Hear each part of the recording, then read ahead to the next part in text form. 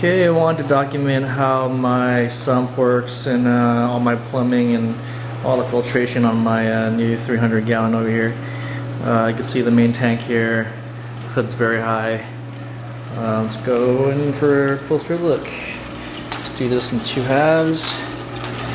The stand itself is custom, so it's it's like 6" higher than normal stand. So if you take a look at the first thing up here, there are two 1.5 inch pipes plumbed with unions with valves coming from my overflow.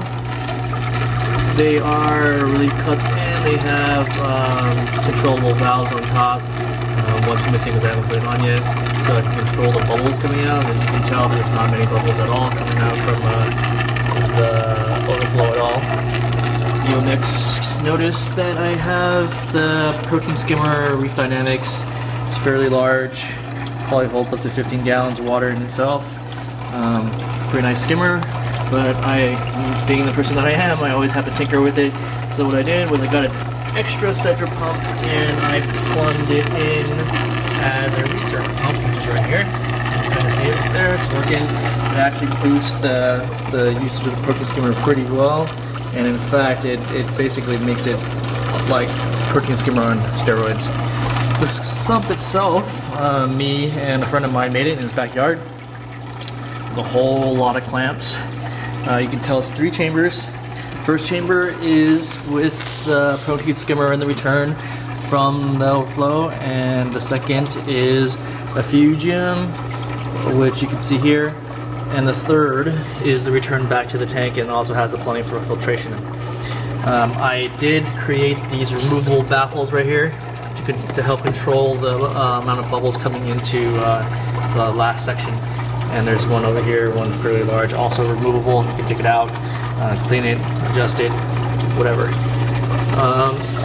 You can see up here, I have made a little bracket there to hold the water coming back from my calcium reactors, and one that I'm making a nature fire right now to reduce the nitrates, and should be ready within the next couple of days. So you can see there's a return here that's from my phosphate reactor, that sits right there, hard plumbed, and this return right here comes in from a media reactor that has activated carbon.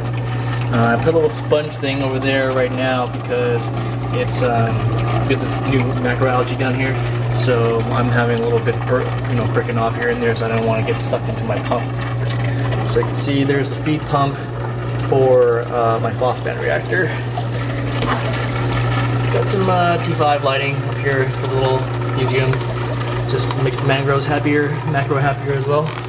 Actually, I can't really zoom in too much, but there's actually lots of pods down there, even though this thing's only been set up for about less than a month. So let's go over to the other side.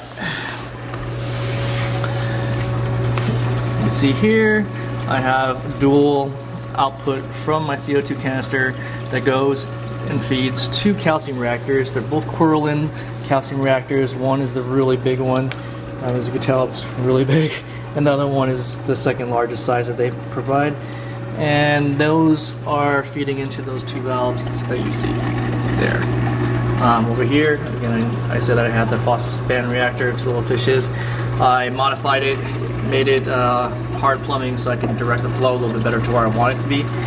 Here you'll see my media reactor with activated carbon. It's a precision marine, but I didn't like the way they had it plumbed, so what I did was I hard plumbed it, and so I could direct the flow from wherever I want it to go. This thing over here is my kalk reactor, which has no kalk right now because I don't have any corals in there, so I'm just testing the levels of my buffer, making sure that my alkalinity and everything, pH is fine before I start doing that.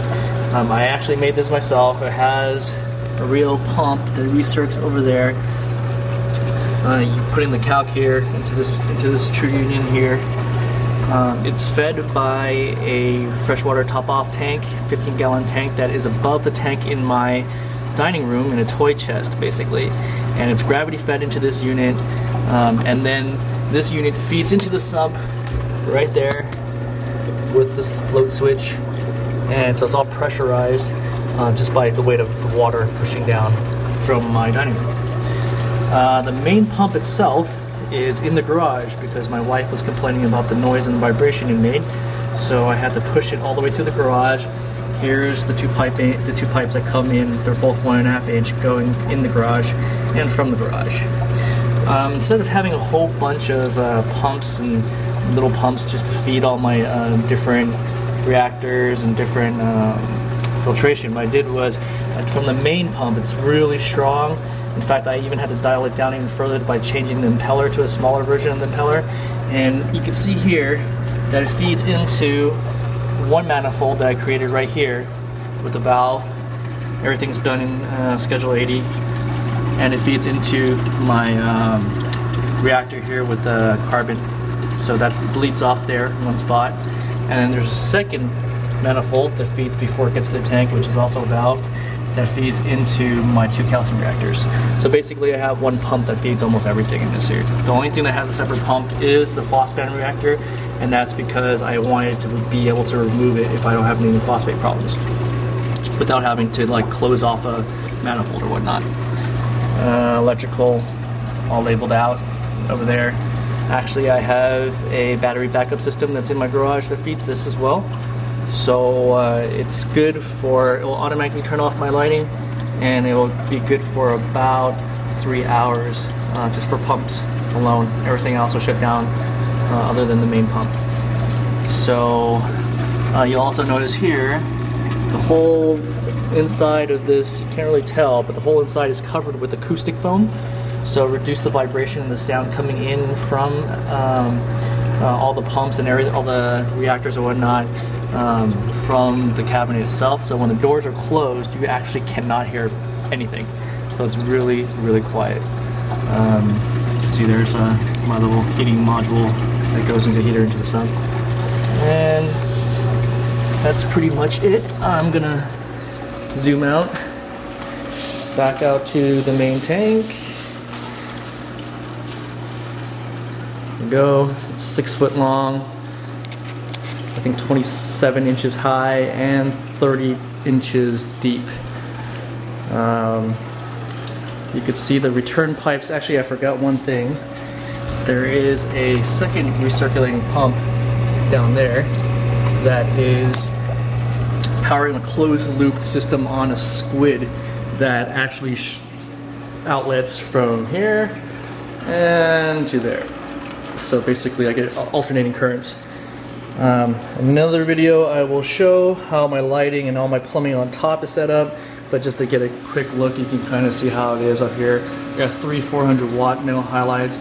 Thinking about changing to LED, but I don't really like the spectrum just yet, so I'll probably play around with it a little bit before I do that.